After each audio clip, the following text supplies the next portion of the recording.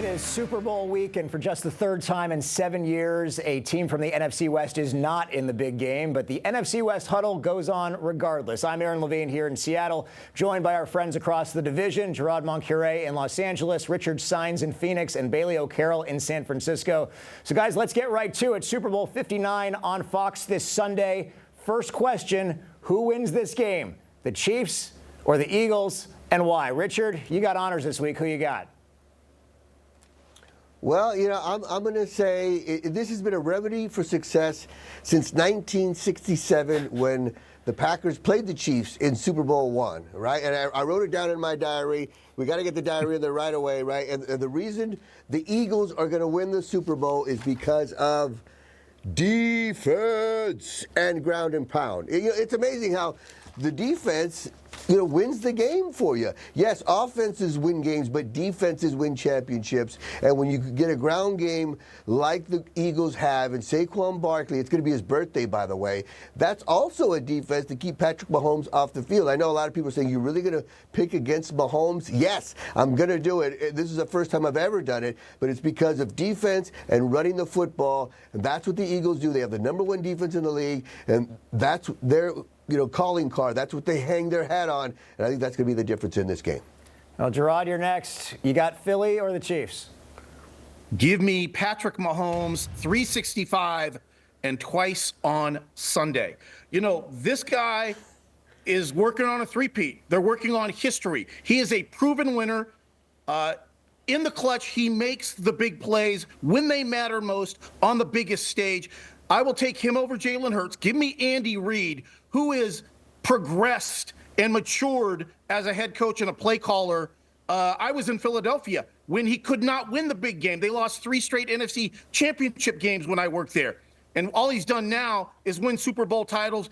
With Mahomes, he's going for a three-peat. And then also, here's my stat for you on this game.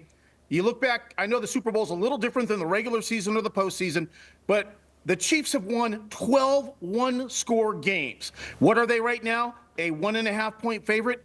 Give me Kansas City. They have proven they know how to win close games all season long. I don't know why Sunday would be any different. Okay, I will go next. I'll admit this is my heart speaking, but I'm going to take the Eagles here. The Chiefs, an amazing team, but I've been waiting all season for them to lose a close game. You just mentioned it there, Gerard. I think this is finally the time it happens. The Chiefs have played 6 games this season determined by 3 points or less. They've won all 6 of them.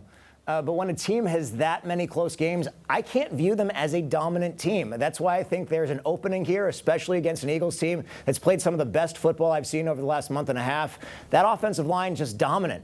Saquon Barkley, yeah, it's his birthday. He's also been on a tear. At least 109 rushing yards in 5 of his last 6 games.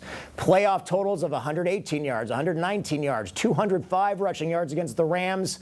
I think the Eagles are the full package. I know the Chiefs are favored by 1.5 points, but I think this game is Philly's to win. And finally, Bailey, who's your pick on Sunday? I'm going to even it out here. We've got 2 Eagles. I'm going to pick the Chiefs. I've learned to never, ever bet against Patrick Mahomes. And in a game like the Super Bowl, I think regular season records, stats, I throw those out the window. This is a game in and of itself. And you just can't bet against Patrick Mahomes. Mahomes magic. He figures out a way to win games. It doesn't matter who else is on his team. He'll win the game himself. And I just don't think there's a more dominant player on the Eagles. Yeah, Saquon Barkley, obviously phenomenal. Jalen Hurts, phenomenal. But Patrick Mahomes thrives in these types of situations. And obviously you talk about the three-peat. So there's an added chip on their shoulder going into this one. I think Niners fans would love nothing more than to see the Chiefs lose this game. But I just can't bet against Patrick Mahomes. It's Patrick Mahomes. Yeah, and you gave it away with the Band-Aid on your pinky with the Chiefs colors there, Bailey. So we knew you were going to even things out and go 50-50 on this show. Okay, next topic. We don't necessarily condone sports betting on this show, but the Super Bowl also ends up creating some of the best prop bets of the entire year. What is the best prop bet you have seen for this weekend? Gerard, you're up first this time. Well, Aaron, you kind of talked about it. To me, it's pretty simple. Saquon Barkley over 110 yards. Aaron, you said it in the 3 playoff games. He rattled off 119 against Green Bay, 205 against my Rams, and then 118 or 119 against the Commanders, 118 against Green Bay. So he went over in all 3 of those games. And then if you look at what Kansas City's defense has been doing in the postseason, even though I'm betting on the Chiefs to win the game, they gave up 149 rushing against the Texans in the divisional. Joe Mixon had 88 of those. And in the AFC Championship game, they gave up 147 to the Bills. James Cook picked up 88 on his own in that game. If you do the math, and you believe in the numbers and you believe in trends, it's simple. Saquon over 110 in the Super Bowl. It's easy. It's easy. It should be easy money. Yeah, lock of the week from Gerard Moncure. I love that. Bailey, you're next. What's the best prop bet you've seen so far? So I went with some fun prop bets. I mean, obviously you have the tush-push bets, all those types of things. But how many times will Taylor Swift be shown in the game? I'm sorry, I'm the only female here, so I have to speak for all of us. I'm a Swiftie, I'll say it. How many times will she be shown in the game? Though I secretly wanted the Bills to be in the Super Bowl because I think Josh Allen getting engaged to Haley Steinfeld, how many times would she have been shown? But the other thing is Tom Brady. He's been so much of the conversation surrounding this game in his rookie season in the booth for Fox. What color tie will he wear? I mean, it's real. The list is so long, and the amount of bets people have placed on it are insane. People betting that he's going to wear an orange tie. Like, can we really imagine Tom Brady wearing an orange tie? I wouldn't put money on it, but some people are doing that. So yes, while we have the football bets, I took a look at some of the non-football related bets. And by the way, blue tie for Brady is plus 175. So that's leading the way. Listen, I'm in your corner, Bailey, especially on the Taylor Swift bet because it's over under 5.5. And I've said, and I've been on the record, she's on CBS all the time. She's old hat over there, but this is Fox. They have a chance to show her as many times as possible. I think they're going to milk the heck out of it. Take the over 5.5 times. You're going to see Taylor Swift during the game. Also, the other one, and you kind of touched on it when it came to Josh Allen, but whether Travis Kelce proposes to Taylor Swift at the end of this game. The current market is around 7 or 8 to 1. I'll be honest, I think it's a total sucker bet. You have a better chance of rolling a hard 10 or a hard 4 at the craps table for those same odds than blowing money on that prop bet. As far as bets that I would make, Saquon Barkley, negative 190 to score 1 touchdown at any point of the game. You're not getting a huge return for that bet. Basically, you'd be winning, $5.50 for a $10 bet. I kind of like Saquon to score 2 touchdowns in this game, and those odds are about 3 to 1. So you can make $30 on that same $10 bet. That's a much better return. A lot more worth it than betting on 1 score. So I'm going to take Saquon Barkley to score 2 touchdowns on Sunday against the Chiefs. And Richard, what's your favorite prop bet you've seen so far? Well, it's funny. When you said that you were in Bailey's corner, I thought you were a Swiftie too. I was just going to, because I would have said, that makes 3 of us, because I'm a Swiftie, Bailey. I'm with you. I love her. I mean, I don't know why people don't like her. She's amazing. She writes her own stuff. And going back to the Eagles, I think the reason they're going to win it this time, they had the game here just 2 years ago. They had the Chiefs at halftime. They led after 3 quarters. This year, they're going to shake it off. They're going to win. Because you looked at that last Super Bowl and you had a blank space and you said, what do the Eagles need? They would need Saquon Barkley. You would put his name in that blank space. So I'm saying the Eagles win it because of that. And I'm a Swiftie. But my prop bet, I'm going to go with the entertainment thing as well. The national anthem. It's 120 and a half seconds, right? I'm going to take the over. John Batista singing the national anthem. I mean, that guy, he loves to stretch it out. The last time he sang the national anthem at the Super Bowl, he went exactly 120 and a half, but now he's more comfortable. He's going to showboat a little bit. Plus, the last 8 times, the singer that sang the national anthem has gone over their allotted time. So it's the over. That's an easy bet. That's a 401k special. Put all the money you got on that bet right there, and then once again, we got 2 Swifties on this cast right now. I thought we had 3 for a second there. Yeah, with all those Taylor Swift references, I still can't understand how you went the Eagles, because you would be going for the red team as a Taylor Swift fan, not just because of Kelce, but because one of her former albums is actually named Red. Third topic. Cooper Kupp has been informed that the Rams will be trading him. What kind of realistic trade do you think the Rams can get for him? Now, since Gerard's the expert, I'm going to let him listen to all of our amateur thoughts first. So Bailey goes first this time. What can the Rams get for Cooper Kupp?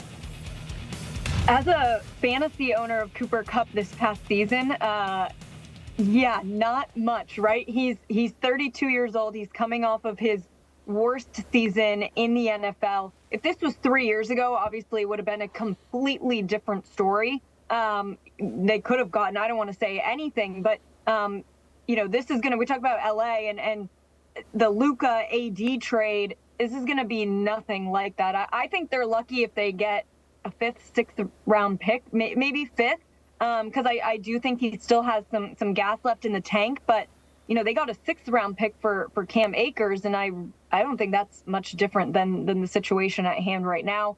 Again, I had him on my fantasy team this year, and Cooper Kupp was maybe good for 5 points a week. So if we equate that to draft rounds, yeah, maybe a 5th round pick. Richard, you're next. What kind of value does Kupp bring to the table in a trade? Well, it's funny because after you mentioned the Band-Aid that Bailey's wearing, I can't stop looking at it now. That's all I see. And then she's purposely, but I'm like this. I'm like a dog with a treat looking at the Band-Aid the whole time. So, yeah, I saw that. I'm like, yeah, it is Kansas City Chiefs red.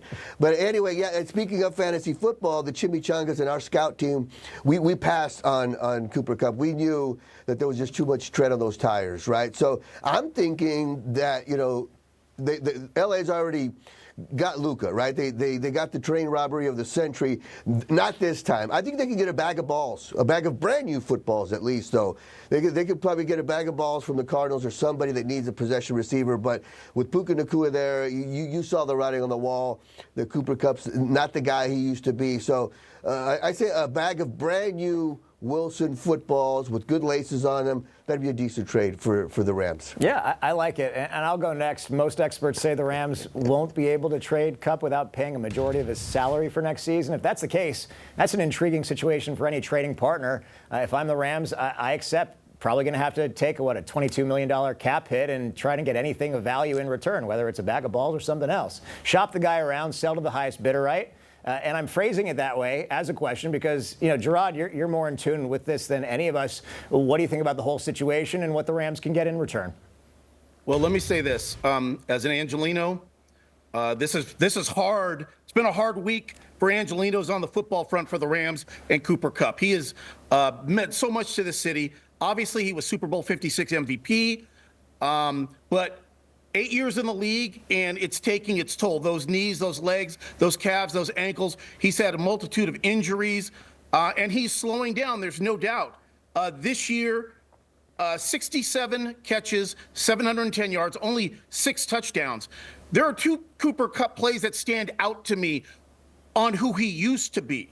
Okay, let's go back to that year where they won the Super Bowl, and they were on their way to blowing the game again in Tampa against Tom Brady and company, probably looking at overtime, and the Bucs go 0 coverage, and he runs right past the safety by 5 yards, makes the big catch. Rams go down, they kick the field goal, they win the game. They go on to the NFC Championship game, beat Bailey's Niners, and the rest is history as they beat the Bengals. In that Super Bowl 56 game against the Bengals, you guys probably remember this too. They were deep in their own territory, 4th quarter, 4th down about 2 yards. Sean McVay, instead of punting the ball with timeouts left, rolls the dice, and what does he call? He runs an end around to Cooper Kupp, who picks up about 8 yards and the first down. Drive stays alive. They go on and they win the game on a 14-play drive. But that was the Cooper Kupp then. This is not the Cooper Kupp now. And what I'm getting at is everyone knows the age is caught up to him. There's not a ton of separation right now. In this situation, for a guy that's 31, you're probably looking at best, if the Rams eat a big portion of that salary, a 3rd round pick, but most likely a 4th round pick is what is probably the best they're going to do in this situation. And it's sad here in the Southland over this, and also it could be having a little effect on this Matthew Stafford situation that's going on right now, where they're trying to get him to restructure his salary. And there's been talks that he and Kelly, the wife, they might say no and keep a hard line and end up walking out of town. So there's a lot going on with the Rams and Cooper Kupp leaking into Matthew Stafford as well. Yeah, no offense, but this is one of those times I'd like to conjure up my best Judge Smales and say, you'll get nothing and like it. Finally, we're going to put the focus back on the Super Bowl. What is your favorite go-to Super Bowl food and all-time Super Bowl ad? I'll go first on this one. Can we just talk about Super Bowl Sunday being that last real hurdle for anyone hanging on to those New Year's resolutions about eating the right way and working out regularly? I mean, most people have already broken those resolutions by now, but if you've made it that far, then you show up to that Super Bowl party and you get chicken wings and pizza and nachos and sweets and beer and 7-layer dip shoved in your face, and you're supposed to have the willpower to say, no, I'll have this piece of celery instead. That is cruel and unusual punishment. Back to the initial question, though, I'm going to go with 7-layer dip because I never eat it the rest of the year, but inevitably it's just sitting there in front of me with tortilla chips at the Super Bowl party, and I find myself going to town, and the next thing I know, the 7-layer dip is a 2-layer dip, and the entire bag of chips are gone. And I'm sad that I have terrible numbers in that betting squares game, and it's all just bad. My favorite Super Bowl ad, I love the Budweiser What's Up, guys, and I'm also not sure if it was originally a Super Bowl ad, but the Snickers commercial with the field maintenance guys spelling chefs in the end zone instead of Chiefs, it still holds up after all of these years. Gerard, you're next. Best Super Bowl food and best Super Bowl ad. Best Super Bowl food is nachos. Why?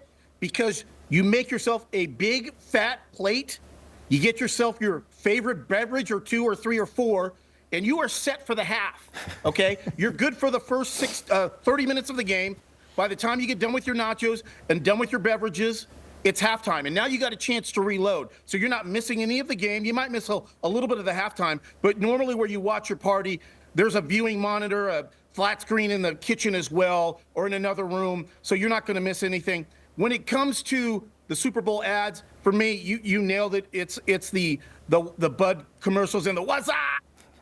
I mean, that stuff was spectacular, and it's memorable. Still haven't forgotten it, So there you go. Yeah, much better than just a QR code in the middle of the screen like we saw last year. Richard, you're next. What you got? My go-to food for the Super Bowl is chicken wings, right? But I go with the honey barbecue. I don't do spicy. I know people think you're Mexican, right? You're supposed to do the hot sauce. You're supposed to do I don't do tequila. I don't do the hot sauce. My family would call me a coconut. I'm brown on the outside, white on the inside. I can't do that stuff, right? So I get the honey barbecue, and I love it, and I pile it on. And then when it comes to the Super Bowl commercial, I like the Clydesdales, the Budweiser Clydesdales. I used to love those. They're all so good, right? The one with the puppy, the one with they have the replay, and they got the zebra, and he's looking at the replay. And then I like the one, too, where the 2 Cowboys are watching the Clydesdale. They're playing football, and one Cowboy looks and goes, do they always do that? And he goes, no, usually they go for 2. I love those commercials, so that's been my favorite. And finally, Bailey, bring us home. Best Super Bowl food and ad. I'm going to start with the ad because you brought it up.